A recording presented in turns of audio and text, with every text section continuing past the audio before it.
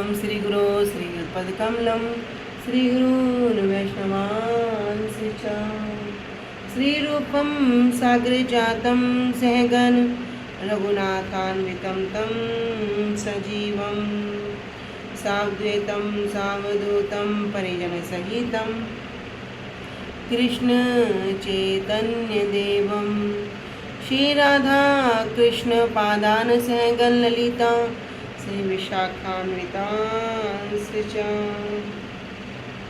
गुरुवे गौरचंद्राय राधिकाय तदालय कृष्णाय कृष्ण भक्ताय तद्भक्ताय नमो नमः।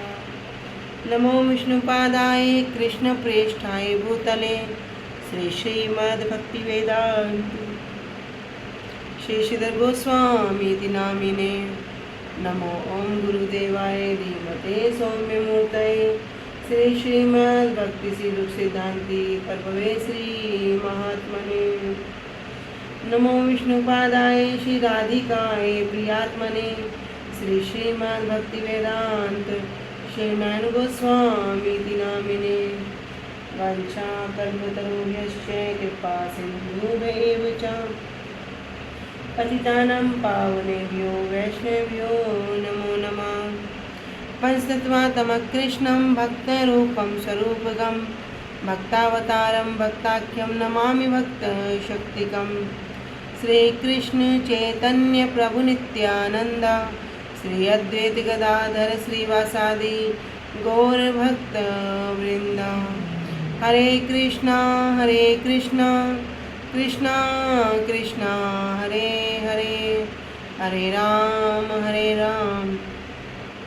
राम राम हरे हरे। सुप्रथम परमाराध्यतम गुरुपाद पद्म जव विष्णुपाद अष्टोत्तर शत श्री श्रीमद् भक्ति वेदांत श्री श्रीधर गोस्वामी महाराज जी के श्री अभय चरण सरोज में अनंत कोटि दंडवत प्रणाम ज्ञापित करती हूँ। तदुपरांत मेरे परम गुरुदेव जय नित्य प्रविष्ट ओम विष्णुपाद अष्टोत्तर शत श्री श्रीमद् भक्ति स्वरूप सिद्धांति गोस्वामी महाराज जी एवं जय नित्य प्रविष्ट ओम विष्णुपाद अष्टोत्तर शत श्री श्रीमद् भक्ति वेदांत श्री नारायण गोस्वामी महाराज जी के श्री अभय चरण सरोज में श्रद्धा पुष्पांजलि अर्पण करते हुए उनसे हेतु कृपा की वांछा करती हूँ। ग्रंथकार श्री कृष्णदास कविराज गोस्वामी जी श्रीमन नित्यानंद प्रभु अखंड गुरु तत्व श्रीमन महाप्रभु एवं समस्त परिकरों के चरणों में दंडवत प्रणाम ज्ञापित करते हुए उनसे हेतु कृपा की वांछा करती हूँ। उपस्थित वैष्णव जन भक्तवृंद सभी के चरणों में यथा योग्य दंडवत प्रणाम स्वीकार हो। सभी को हरे कृष्णा दंडवत प्रणाम।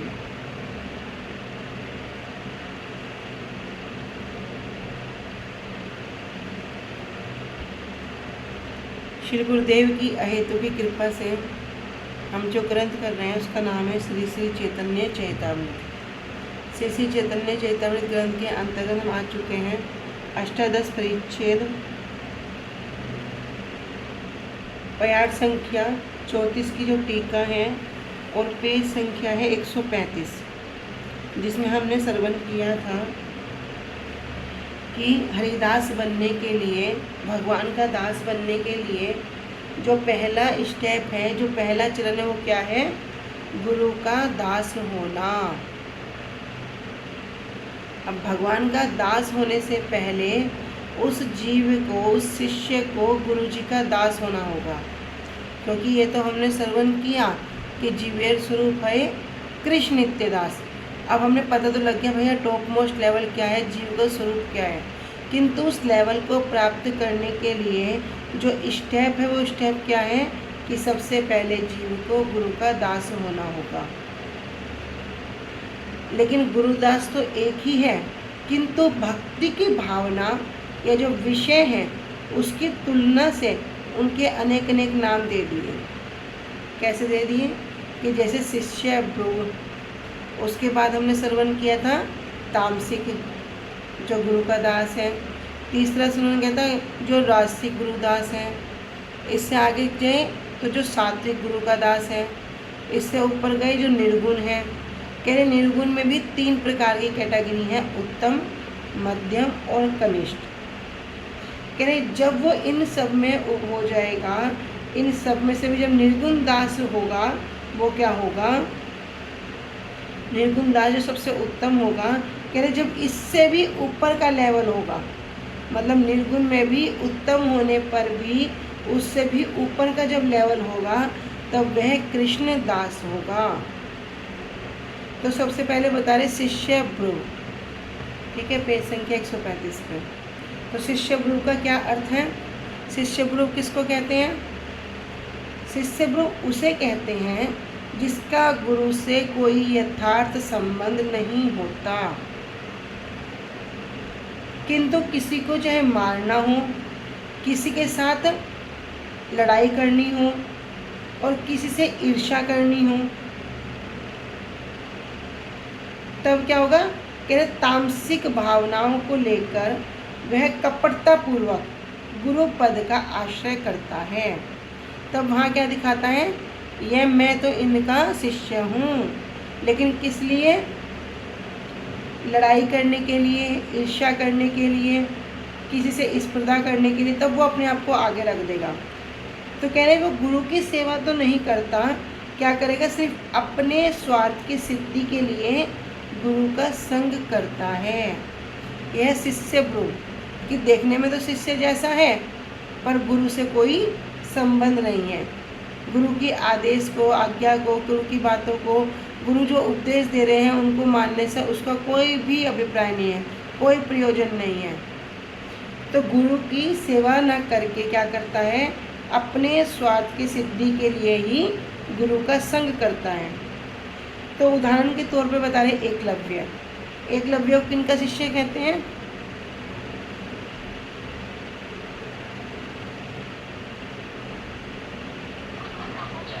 द्रोणाचार्य जी का। लेकिन क्या कह रहे हैं कि उदाहरण के तौर पर एकलव्य जी कथा सुनेंगे, कह रहे द्रोणाचार्य पांडवों और कौरवों को शिक्षा देते थे।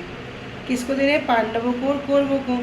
इस प्रकार उनके 105 शिष्य थे, क्योंकि 100 कौरव और 5 पांडव, और वे सबको समान रूप से सिखलाते थे। किंतु फिर भी अर्जुन के प्रति उनकी अधिक प्रीति थी।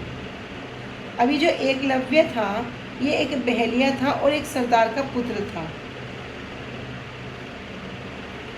उसकी जो है अर्जुन की प्रतिष्ठा को सहन नहीं कर सका। किसको सहन नहीं कर सका? प्रतिष्ठा को, कि दूसरे की प्रतिष्ठा क्यों हो रही है, ये दूसरा व्यक्ति जो सहन नहीं कर सका। वह नास्तिक और विद्वेषी स्वभाव का था। शास्त्रों में कहा गया है कि गुरु को उत्तम कुल के सदाचारी व्यक्ति को शिष्य के रूप में ग्रहण करना चाहिए। शास्त्र की बात को वर्णन कर रहे हैं कि वहाँ पर जो शिष्य ग्रहण करेंगे वो कैसे होंगे? उत्तम कुल के होंगे और सदाचारी व्यक्ति होंगे।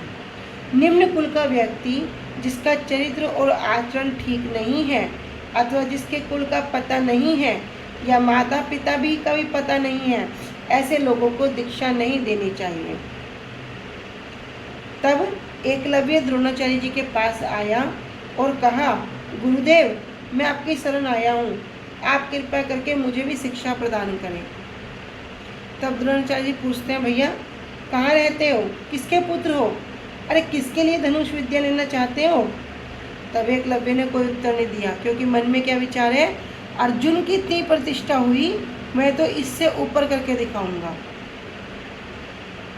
मन में अच्छा विचार नहीं है कि मैं गुरु की सेवा करूंगा। मन में क्या है, मैं अपनी सेवा करूंगा, अपने स्वार्थ की सिद्धि करूंगा। कह रहे द्रोणाचार्य जी ने जब अनेक बार पूछा, अनेक बार पूछने पर भी उसने कोई उत्तर नहीं दिया। तब जो एकलव्य हैं, एकलव्य की पता थी क्या कि दुर्योधन से उनकी दोस्ती है, मित्रता है। उनका हृदय भीतर से बड़ा कलुषित था, कलेश से भरा हुआ था, और क्या करना चाह रहे हैं? अर्जुन को नीचा दिखलाना चाहते हैं। द्रोणाचार्य जी कौन है? गुरु। और गुरु क्या है? गुरु तो सर्वज्ञ हैं, सब कुछ ज्ञान है, सब कुछ जानने वाले हैं। तो जब कोई सोचता है भैया हम गुरु से कपट कर लेंगे, ये छिपा लेंगे, वो कर लेंगे, तो भूल जाओ, गुरु सर्वज्ञ हैं, गुरु सब कुछ जानते हैं। शब्द का अर्थ ही है वजनदार वस्तु, भारी वस्तु। जब वजनदार वस्तु क्या है, जब ये हल्की हल्की जो वस्तु हैं, काम, क्रोध, लोभ, मोह, मद, मात्सरता, कहते हैं इन हल्की वस्तु पर जब कोई भारी चीज़ रख दो तो उनका अस्तित्व ही खत्म हो जाता है। इसी प्रकार ये जो गुरु हैं वजनदार वस्तु, गुरुत्व वस्तु। और गुरुत्व वस्तु पे क्या करो, जब लघु वस्तु के ऊपर जब गुरुत्व वस्तु होगी तब क्या होगा, लघु वस्तु का कोई अस्तित्व नहीं रहेगा। तो कह रहे गुरु तो सर्वज्ञ हैं। तब द्रोणाचार्य जी जान गए कि ये शिक्षा को लेकर ईर्ष्यावश जगत को ध्वंस करेगा। शिक्षा तो लेगा, अब शिक्षा लेकर क्या करेगा, अपने आप को दिखाएगा कि मैं द्रोणाचार्य जी का शिष्य हूँ, किंतु मन की कपटता क्या है कि पूरे संसार को ईर्ष्या के कारण उसका नाश ही करेगा। इसलिए उन्होंने एकलव्य से कहा कि मेरे आश्रम में तुम्हारे लिए स्थान नहीं है। मैं तो केवल राजकुमारों को शिक्षा देता हूँ जिनका शील, आचार, विचार ठीक है। मैं दूसरों को ग्रहण नहीं करता। एकलव्य तो बड़ा दुखी हुआ और बड़ा दुखी होकर वहाँ से चला गया। दुखी क्यों हुआ, क्योंकि स्वार्थ की सिद्धि नहीं हुई। वन में जाकर उसने द्रोणाचार्य की एक मूर्ति बनाई और मूर्ति से धनुर्विद्या सीखने लग गया। बहुत दिनों के बाद द्रोणाचार्य जी अपने शिष्यों की परीक्षा लेने के लिए उनको वन में लेकर गए। जब वे वन में पहुँचे तो इनको देखकर एक कुत्ता जोर से भौंकने लगा। जैसे ही द्रोणाचार्य शिष्यों के साथ थोड़ा आगे गए तो उस कुत्ते का भौंकना क्या हो गया, अचानक एकदम बंद हो गया। तब द्रोणाचार्य जी मुड़कर देखते हैं कि कुत्ते का भौंकना तो बंद कैसे हो गया। उन्होंने देखा कि कुत्ते का मुख बाणों से भरा पड़ा है, किंतु कहीं भी वह सत विशत नहीं है। मतलब क्या हो गया कि जो बाण है सिर्फ उसके मुख में लगे और कहीं भी कोई चोट का, कोई नुकसान का हानि नहीं हुई है। वे बड़े आश्चर्यचकित हो गए कि ऐसी कुशलता से किसने बाण चलाए। तब जिस दिशा से बाण आए थे उन्होंने बाणों के आने की दिशा को निर्धारित किया और उसी दिशा में थोड़ी दूर गए। तब क्या देखते हैं कि एक काले रंग का बड़ा बलिष्ठ युवक हाथों में धनुष बाण लेकर खड़ा है। तब द्रोणाचार्य जी को देखते ही उन्होंने क्या किया, प्रणाम किया। तब द्रोणाचार्य जी पूछते हैं तुम कौन हो। उसने कहा मैं एकलव्य हूँ। तब द्रोणाचार्य जी पूछते हैं ये बाण तुमने कहाँ से चलाई। उसने उत्तर दिया हाँ मैंने चलाए। फिर उन्होंने पूछा तुमने किससे है धनुर्विद्या सीखी, तुम्हारे गुरु कौन है। तब उसने द्रोणाचार्य जी को साष्टांग प्रणाम किया और कहा आप ही मेरे गुरु हैं। तब द्रोणाचार्य जी कहते हैं मैंने तो तुम्हें कोई शिक्षा नहीं दी। तो उसने अपने द्वारा बनाई गई जो मूर्ति थी द्रोणाचार्य जी की उसको दिखलाकर कहा कि मैंने जो शिक्षा ली है इनसे ली है। तब द्रोणाचार्य जी कहते हैं इस प्रकार तुम मेरे शिष्य हो गए, परंतु तुमने मुझे गुरु दक्षिणा तो दी नहीं। अब क्या करो, गुरु दक्षिणा दो। एकलव्य ने कहा आप जो मांगेंगे वो दे दूंगा, क्योंकि सारा का सारा शरीर क्या है आपके अर्पित है। तो द्रोणाचार्य जी कहते हैं कि अपने दाहिना अंगूठा काटकर मुझे दे दो। इधर एकलव्य ने क्या किया, एक क्षण भी देर नहीं की और अपना अंगूठा काटकर दे दिया। वह रक्त से लहूलुहान हो गया। तब द्रोणाचार्य ने उसके कार्य को देखकर उसकी प्रशंसा नहीं की, तब भी प्रशंसा नहीं की, अपितु उनके हृदय में विषाद उत्पन्न हो गया। क्यों? क्योंकि उसे शिक्षा नहीं देना चाहते थे, परंतु उसने सब कुछ सीख लिया और सोचने लगे कि ये तो अच्छा नहीं हुआ, क्योंकि जगत का मंगल नहीं होगा। बाद में महाभारत के अंतिम समय में एकलव्य ने श्री कृष्ण से युद्ध किया और उनको और पांडवों को मारना चाहा। तब श्री कृष्ण ने सुदर्शन चक्र से उसका वध कर दिया। तो देखो किस लिए शिक्षा लेना चाहता है, जिससे जगत का कोई भी मंगल नहीं होगा। तो गुरु की आज्ञा पालन करना ही तो शिष्य का कर्तव्य है। द्रोणाचार्य ने जगत के मंगल का विचार करते हुए उसे शिक्षा देने से मना कर दिया, परंतु उसने क्या किया, गुरु की बात का उल्लंघन किया और छल से शिक्षा को ग्रहण किया। इसलिए श्रील भक्ति सिद्धांत सरस्वती प्रभुपाद जी कहते हैं कि जो जड़ कर्मी हैं वे तो एकलव्य को आदर्श गुरु के सेवक के रूप में मानेंगे। वो से कहेंगे ना, अरे एकलव्य कितना शिष्य था, कैसा शिष्य था, जब गुरुदेव ने दक्षिणा मांगी 1 सेकंड में नहीं लगाया और अंगूठा काट कर दे दिया। तो वे क्या करेंगे, जो जड़ कर्मी हैं उनको ही क्या मानेंगे, सेवक के रूप में मानेंगे। क्यों? क्योंकि उनकी बुद्धि कैसी है, बुद्धि ध्वंस हो गई है, नाश हो गई है, खत्म हो गई है, उनमें कोई विचार शक्ति नहीं बची है। वे स्थूलदर्शी हैं। 2 प्रकार के दर्शी होते हैं, एक स्थूलदर्शी, एक सूक्ष्मदर्शी। स्थूलदर्शी मतलब जो दिख रहा है उसको ही समझ लेना, उसको ही जान लेना। सूक्ष्मदर्शी जो नहीं दिख रहा उसको भी जान लेना।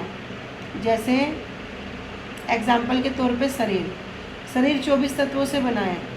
शरीर में भी स्थूल देह और सूक्ष्म देह। स्थूल देह हमारी होगी 20 तत्वों से, ठीक है, और 4 तत्व हो गए सूक्ष्म देह के। अभी जो शरीर के प्रति आसक्त हैं, जिनकी बुद्धि कैसी है, मैं और मेरा के प्रति है, तो उनसे पूछो भैया तुम कौन हो, वो बोलेगा मेरा नाम ये है, ये मेरा घर है, ये मेरा संसार है, ये मेरे रिश्तेदार हैं। इस प्रकार वो अपना परिचय देगा। लेकिन जब कोई सूक्ष्मदर्शी या आत्मदर्शी हो तब क्या बोलेंगे, भैया मैं शरीर नहीं हूँ। तो स्थूलदर्शी क्या करेगा, अपने जो ऊपर के शरीर है 20 तत्व उसको ही जानता है, लेकिन इससे भी कोई अंदर जाने तो, फिर उससे भी कोई अंदर जाने तो कह रहे स्थूल विचार को ही देखकर अपने विचार को रख देंगे, क्योंकि अपनी कोई विचार शक्ति है ही नहीं, इसलिए वे सिद्धांत के भीतर प्रवेश नहीं पाते। सिद्धांत, सिद्ध प्लस अंत, जिसके बाद कुछ और पाना शेष ही न रहे, जो फुल स्टॉप है। कह रहे इसलिए वे सिद्धांत के भीतर प्रवेश नहीं पाते। इस घटना में परमार्थ नाम की कोई वस्तु नहीं है। वास्तविकता में देखा जाए तो इसमें क्या कोई परमार्थ नाम की वस्तु हुई? तो प्रभुपाद जी कह रहे हैं कि जो जड़ कर्मी हैं वे एकलव्य को ही मानेंगे कि ये क्या है, बड़ा अच्छा शिष्य है। लेकिन प्रभुपाद जी कह रहे भैया उनकी बुद्धि कैसी होगी, विध्वंस हो गई है, ध्वंस हो गई है, क्योंकि वे स्थूलदर्शी हैं और उनमें कोई विचार शक्ति नहीं रही। तो ये हो गए शिष्य भ्रुव। शिष्य भ्रुव में हमने किनके बात सुनी? एकलव्य की। अब आगे श्रवण किया था शिष्य में तामसिक गुरुदास, तामसिक शिष्य। तामसिक क्या होंगे? हमेशा दूसरों को नीचा दिखलाने के लिए अथवा हिंसा आदि के लिए छल से जो गुरु का आश्रय करते हैं।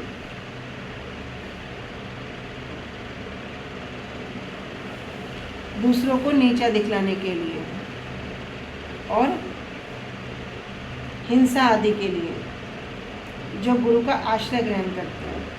इसलिए कहते हैं भैया शिष्य तो सब हैं, लेकिन कौन कैसा शिष्य है, कौन कितने प्रमाण में शरणागत है, ये विचार भी करना जरूरी है। वे तामसिक गुरुदास होते हैं। तो अब तामसिक गुरुदास कह रहे दूसरे को नीचा दिखलाने अथवा हिंसा आदि के लिए छल से जो गुरु का आश्रय करते हैं वे तामसिक गुरुदास होते हैं। इसका एक उदाहरण कौन है? कर्ण। कर्ण ने भी क्या किया? अर्जुन की प्रतिभा को देखकर कर्ण को उससे ईर्ष्या हो गई। एक दिन जब रंगशाला में अर्जुन ने सर्वश्रेष्ठ धनुर्विद्या का प्रदर्शन किया तो कर्ण ने भी वहां आकर बाण चलाने लगा। और क्या कर रहा? मत्स्य भेद, मछली का जो आंख को भेदना था, उस आदि में अर्जुन के समान दक्षता दिखलाई कि मैं भी कम नहीं हूँ, सिर्फ अर्जुन ये नहीं कर सकता, मैं भी कर सकता हूँ। ऐसी इस प्रकार की दक्षता दिखला रहे हैं। सब लोग उसकी प्रशंसा करने लगे, वाह कितना अच्छा धनुर्धर है। और दुर्योधन तो तुरंत उठकर उसे गले लगा लिया। तो दुर्योधन ने क्यों लगा लिया? भैया अर्जुन का विपक्षी है ना, अर्जुन की जो प्रतिभा है, जो महिमा है, जो उनकी योग्यता है, वो सहन नहीं कर सकता। तो कहते ना, शत्रु का शत्रु मित्र होता है। अगर कोई देखो उसका, वो भी उसका शत्रु है, वो भी उसका शत्रु, दोनों शत्रु क्या करेंगे, एक साथ मिल जाएंगे। तो दुर्योधन ने क्या किया, तुरंत उठ के उसे गले लगा लिया। तब भीष्म पितामह ने कहा, तुम यहाँ अर्जुन की समता के लिए आए हो? पहले बतलाओ तुम कौन हो? ये तो राजकुमार है, पांडु पुत्र है, और ये धृतराष्ट्र जी के पुत्र हैं। अरे तुम किसके पुत्र हो? तुम्हारे पिता माता का क्या नाम है? उसने कहा कि मेरी माता का नाम राधे है। तो भीष्म पितामह ने कहा, तुम क्या सूतपुत्र हो? अरे सूतपुत्र को इन राजकुमारों से समता करने का कोई अधिकार नहीं है, समानता करने का कोई अधिकार नहीं है, इसलिए तुम यहाँ से चले जाओ। उसी समय दुर्योधन एकदम उठकर वहाँ से चला गया और अपने राजमुकुट को देखकर, नहीं सॉरी, उसी समय क्या हुआ, दुर्योधन ने क्या किया, एकदम उठकर खड़ा हुआ और अपना राजमुकुट देकर उसे कह दिया कि ये तो अंग देश का राजा है और हमारा मित्र है। एकदम उसको अपना मित्र बना लिया, इसका सम्मान हो। लेकिन भीष्म पितामह ने के सामने उसकी एक भी नहीं चली। लज्जित होकर कर्ण वहाँ से चला गया। तब उसने अर्जुन को हराने की ठान ली। किसने? कर्ण ने अब क्या किया, अर्जुन को हराने की ठान ली, और इसलिए वह शस्त्र विद्या लेने के लिए परशुराम जी के पास गया।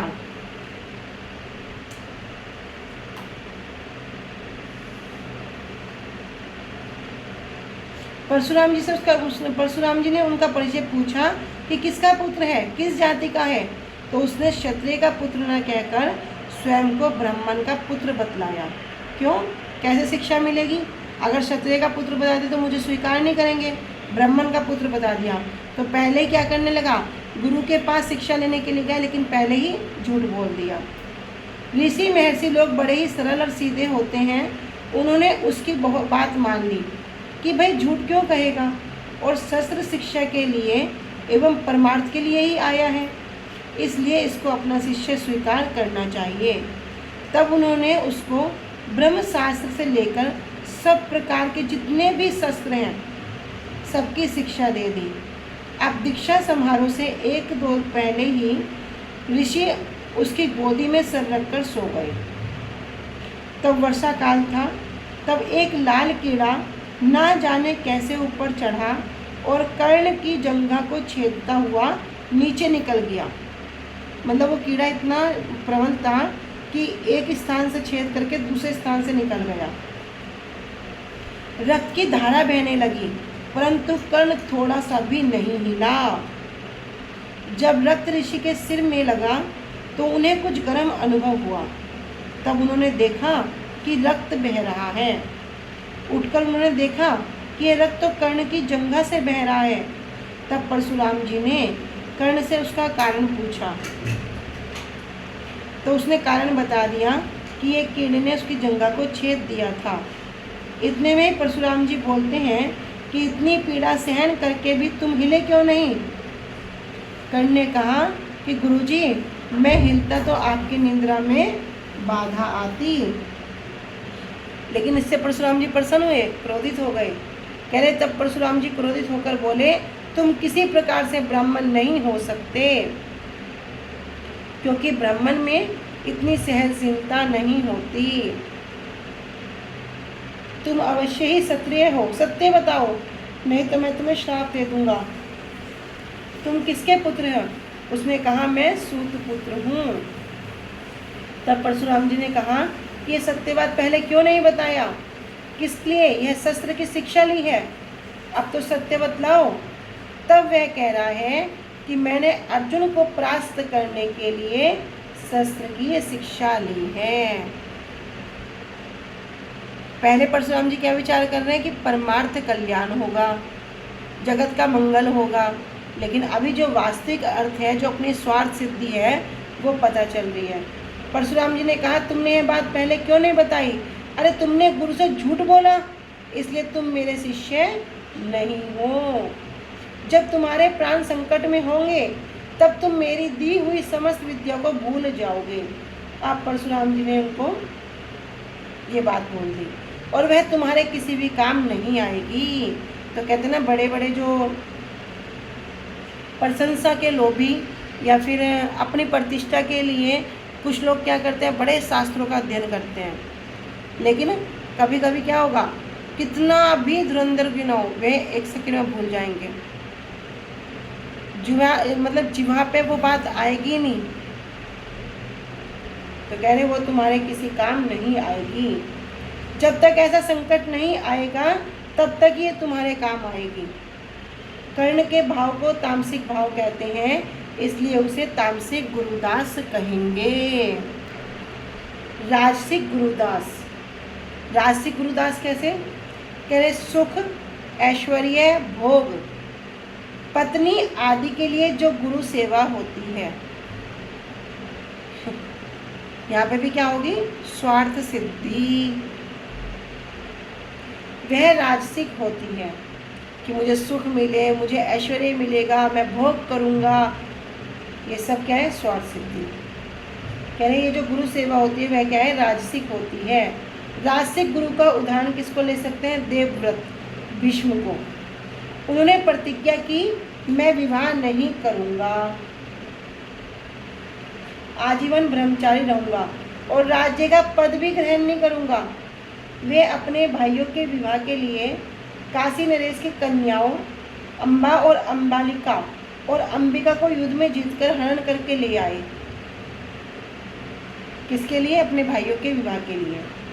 अम्बालिका और अंबिका इन दोनों का विवाह तो हो गया, किंतु अम्बा ने कहा कि मैं किसी राजकुमार से प्रेम करती हूँ, इसलिए मैं आपके भाई से विवाह नहीं कर सकती, परंतु आप मुझे हरण करके ले आए हैं तो मेरे प्रियतम राजकुमार मुझे स्वीकार नहीं करेंगे, इसलिए आपको ही मुझसे विवाह करना होगा। तब भीष्म ने कहा कि मैं तो प्रतिज्ञाबद्ध हूँ, इसलिए विवाह नहीं कर सकता। अम्बा ने सबसे प्रार्थना की, किंतु उसकी किसी ने भी सहायता नहीं की, क्योंकि भीष्म तो महाप्रचंड और बलवान थे। तब अम्बा उनके गुरु परशुराम जी के पास गई और जोर जोर से रोने लगी। परशुराम जी ने कहा, बेटी तुम क्यों रो रही हो, क्या बात है। अम्बा ने तब सारी बात उन्हें बतला दी और कहा कि जब ये देवव्रत मुझे जीत करके लाए हैं तो मेरा विवाह उनसे होगा, इसलिए कृपया करके आप उन्हें ऐसा आदेश दे दीजिए। परशुराम जी की दया आ गई, तब उन्होंने देवव्रत को बुलाया और कहा, जब इसे जीत कर लाए हो तो तुम इससे विवाह क्यों नहीं करते हो। तब देवव्रत ने कहा कि मैं अपने भाइयों के लिए इन्हें स्वयंवर में जीत कर यहाँ पर लाया हूँ। परशुराम जी ने कहा, जब तुम जीत कर लाए हो तब तुम्हें इससे विवाह करना पड़ेगा। तो देवव्रत ने कहा, आप ऐसा आदेश मत दे, मैंने तो पिताजी को वचन दे दिया कि मैं जीवन भर विवाह नहीं करूँगा और राज्य नहीं लूँगा। तो यहाँ पे क्या किया, अपने व्रत की रक्षा करने के लिए गुरु के आदेश को उल्लंघन कर दिया। परशुराम जी ने कहा, क्या तुम्हें स्वयंवर में जाकर इन कन्याओं को बलपूर्वक पकड़कर अपहरण करते समय अपना वचन स्मरण नहीं था। अब इसका भागी कौन होगा, अब इससे विवाह करो, अन्यथा मुझसे युद्ध करो। देवव्रत यह सुनकर बड़े प्रसन्न हो गए कि ये एक मार्ग तो खुल गया, इसलिए उन्होंने कहा कि ठीक है मैं युद्ध करूंगा। अब रास्ता मिल गया ना कि या तो विवाह करो या युद्ध करो, तो युद्ध करना उचित समझा, कह रहे मैं युद्ध करूंगा, तो युद्ध में मैं आपके द्वारा मारा जाऊंगा किंतु विवाह नहीं करूंगा। तब परशुराम जी में और भीष्म पितामह जी में युद्ध हुआ। दोनों ही महावीर थे, इसलिए अंत में दोनों में से कोई भी नहीं जीत सका। तब स्वयं ब्रह्मा जी ने आकर उनका समाधान करा दिया। तब देवव्रत ने विवाह तो नहीं किया, परंतु उनके द्वारा गुरु का अपमान तो हुआ, इसमें कोई परमार्थिक कारण नहीं था।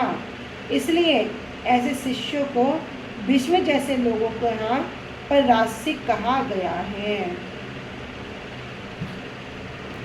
अभी है सात्विक गुरुदास। सात्विक गुरुदास कैसे, ऐसे शिष्य जो गुरु की आज्ञा का अक्षरशः पालन करें और निज हित के विषय में विचार ना करें।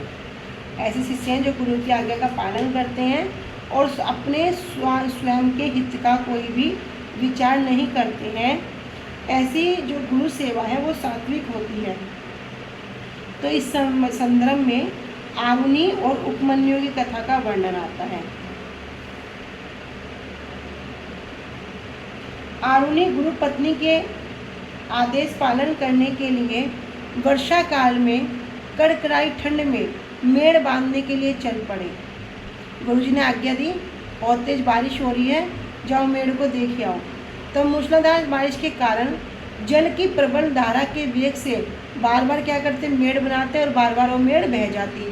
अब अंत में कोई उपाय न देखकर स्वयं ही क्या किया, वहाँ पर मेड़ के ऊपर लेट गई और इससे जल का प्रवाह क्या हो गया, बड़ा कम हो गया। किंतु भोर होते होते आरुणि ठंड से ठिठुरकर निर्जीव प्राय हो गए। तब गुरु लालटेन लेकर उन्हें खोजते हुए पुकारने लगे, आरुणि तुम कहाँ हो? तो आरुणि ने मेड़ पर लेटे हुए अति क्षीण स्वर में उत्तर दिया, गुरुजी मैं यहाँ हूँ, खेत में जल भर जाता था इसलिए मैं यहाँ पर लेट गया। तब गुरुजी ने उन्हें हृदय से लगा लिया और आशीर्वाद दिया कि समस्त वेद वेदांत आदि जो कुछ भी है तुम्हें स्फुरित हो जाए। और गुरु के आशीर्वाद से आरुणि तत्क्षणात उसी सन मंत्र दृष्टा ऋषि बन गए। यस्य देवे परा भक्ति यथा देवे तथा गुरु तस्यते कथिता ही हर्ता प्रकाशन्ते महात्मना। स्वयं के हित की कोई भी इच्छा नहीं है। क्या किया, गुरुजी ने बोला जाओ बारिश तेज है, मेड़ बांध के आओ। मेड़ बना रहे हैं, बार बार बारिश के तेज होने के कारण टूट रही है, स्वयं मेड़ बन के लेट गए। स्वयं को गुरुजी ढूंढते हुए आ रहे हैं, कहाँ हो आरुणि, कहाँ हो? बोलता है गुरुजी मैं तो यहाँ पर हूँ। तत्क्षणात उसी सन सब विद्या उनके हृदय में प्रकाशित हो गई, उसी समय ऋषि बन गए। कह रहे यस्य देवे परा भक्ति, जिसकी जैसी भगवान के प्रति श्रद्धा है वैसी ही यथा देवे तथा गुरुदेव के प्रति श्रद्धा है, तब क्या होगा, तस्य कथिता ही हर्ता प्रकाशन्ते महात्मने, उसी के हृदय में सभी श्रुति शास्त्र क्या होते हैं, स्फुरित हो जाते हैं। उपमन्यु गुरु आश्रम में रहकर गुरु की सेवा करते थे। उनकी आज्ञा से गाय को चराने ले जाते थे। गुरुदेव ने उनसे पूछा, अरे तुम तो बड़े मोटे हो रहे हो, क्या खाते हो? उपमन्यु ने कहा कि बछड़े के दूध पी लेने के बाद जो गाय का दूध बच जाता है मैं उसे पी लेता हूँ। गुरुदेव ने कहा, अरे बछड़े को पीने की वस्तु तुम पी लेते हो, आगे ऐसा मत करना। कुछ दिनों के बाद फिर गुरुदेव ने कहा, अरे तुम तो अब भी मोटे होते जा रहे हो, क्या खाते हो? उपमन्यु ने उत्तर दिया, गाय के मुख से जो फैन निकलता है उसको पोंछकर खा लेता हूँ। गुरुदेव ने उसके लिए भी मना कर दिया। अगले दिन गुरु आज्ञा का पालन करते हुए उपमन्यु ने वह भी नहीं खाया, किंतु उन्हें बहुत जोर की भूख लगी तो उन्होंने एक मंद का जो पत्ता था खा लिया। उसका कुछ रस आँख में लग जाने के कारण वे अंधे हो गए और गाय को ढूंढते हुए कुएं में गिर पड़े। शाम को गाय तो आश्रम में लौट गई, किंतु उपमन्यु नहीं गए। जब उपमन्यु नहीं लौटे तो गुरुजी उनकी खोज में निकले और उनका नाम लेकर जोर जोर से पुकारे हैं। उपमन्यु ने कहा कि गुरुजी मैं तो कुएं में गिरा हुआ हूँ। तब गुरुजी ने रस्सी डालकर उन्हें जैसे तैसे कुएं से बाहर निकाला। गुरुजी ने पूछा, अरे तुम कैसे कुएं में गिर गए? तब उन्होंने सारी घटना कह सुनाई। प्रसन्न होकर तब गुरुजी ने आशीर्वाद दिया कि वेद उपनिषद आदि सब तुमको स्मरण हो जाए। गुरुजी के आशीर्वाद से उनको वेद आदि सबका ज्ञान उसी क्षण हो गया। तत्क्षणात मतलब उसी क्षण, और उनकी नेत्र ज्योति भी पुनः आ गई। वेद अधिकांश त्रिगुणात्मक होते हैं, अर्थात सांसारिक कामनाओं आदि की पूर्ति करने वाले होते हैं। त्रिगुणात्मक मतलब तीनों गुण से भरे हुए, रजोगुण सतोगुण तमोगुण। इसलिए क्या करते हैं, सांसारिक कामनाओं की पूर्ति करने वाले हैं। इसलिए इन दोनों को सात्विक गुरुदास कहा गया है, क्योंकि इन्होंने क्या किया, स्वार्थ सिद्धि नहीं करी, स्वयं के हित की कोई इच्छा नहीं करी। जैसा गुरुजी ने बोला वैसा जाके कार्य किया। तो आज हमने शिष्य भृगु, तामसिक शिष्य, रासिक शिष्य और सात्विक शिष्य के विषय में श्रवण किया।